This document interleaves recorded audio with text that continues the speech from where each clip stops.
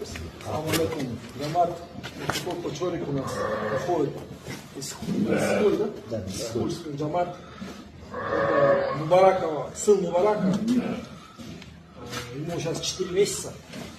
Будет, да, 4 месяца? Все, баракат вам, да? Rahmat. Assalomu alaykum jamoat. Xudo buyursa, Fregelden neveresini olib o'tamiz. Qaraqo'rg'ondan buyursa, Rizqbek o'tamiz olib o'tamiz. Buyursa kelajakka shuni tuxumini olamiz deb. Rahmat aziz.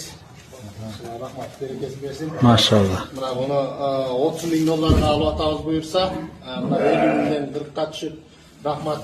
40'dan 30'a düşürüp verdin aziz. Allah razı olsun. Bırakayım. Toluk. Maşallah. Maniçka 11 bin dolar telefonla gitti. Üzerinde 29 bin, 16 bin dolar. Rahmat. Bereketsin versin. Maşallah. Maşallah. Böyle gitti buna ki buyursa. Ben gittim. Gitti.